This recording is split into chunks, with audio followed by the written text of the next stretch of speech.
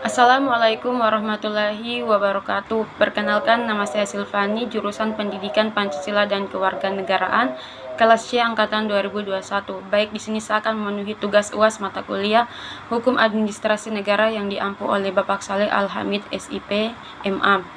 Baik, judul materi yang saya sampaikan itu tentang eksistensi peradilan administrasi dalam sistem negara hukum di Indonesia. Baik, langsung saja. Permasalahan dari kasus tersebut adalah administrasi negara mempunyai kewenangan yang luas dalam melaksanakan urusan pemerintahan atau eksekutif dengan wewenang yang luas. Ini cenderung untuk disalahgunakan sehingga menimbulkan kerugian dan ketidakadilan di pihak masyarakat.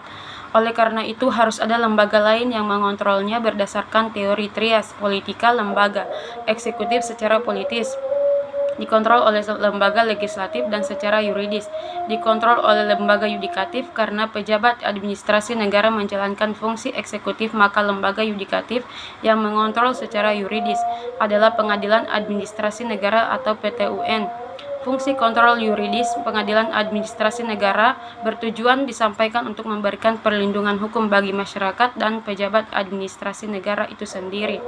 Juga sebagai lembaga penegakan hukum administrasi negara yang bercita-cita untuk mewujudkan suatu pemerintahan baik dan berwibawa atau good governance. Baik, di sini juga ada tujuan administrasi negara. Administrasi negara merupakan institusi publik yang bertujuan melayani masyarakat. Maka tujuan-tujuan administrasi negara dapat dipahami yaitu untuk mencapai perdamaian dan peningkatan kualitas kehidupan pada semua tatanan negara. Karena tingkat kompleksitas yang tinggi dan tujuan-tujuan tersebut juga bersifat politis. Tujuan administrasi dalam arti sempit sendiri adalah menyediakan keterangan sekaligus memudahkan kegiatan tersebut untuk mendapatkan informasi.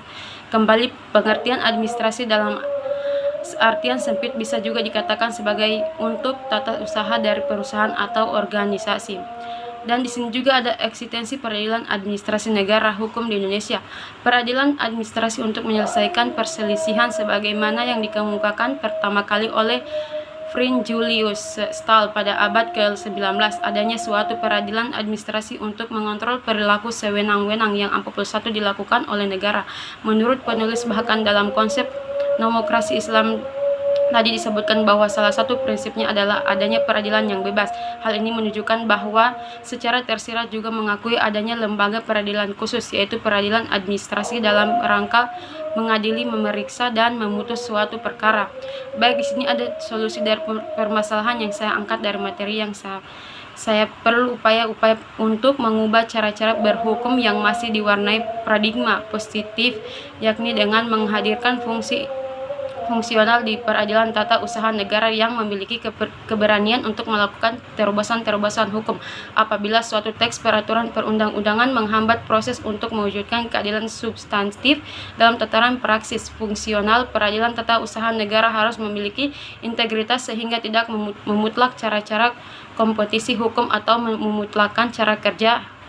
Di sisi lain, atas nama keadilan melainkan menerapkan secara profesional transformasi paradigma harus bukanlah hal gampang. Oleh karena itu, pendidikan tinggi hukum sebagai seluruh yang melahirkan kader-kader aparat penegakan hukum seharusnya sejak dini membangun kader-kader aparat penegakan hukum, sistem hukum, budaya hukum, dan kesadaran berhukum yang semuanya dilandasi oleh semangat Pancasila sebagai ideologi negara. Revolusi sistem hukum yang berlandaskan pada Pancasila harus dimulai melalui pengakuan kedaulatan rakyat, menyerahkan sebagai kedaulatan kepada legislator dalam bingkai ketatanegaraan Republik Indonesia. Baik, itulah materi yang saya bisa sampaikan. Lebih dan kurangnya saya mohon maaf. Wassalamualaikum warahmatullahi wabarakatuh.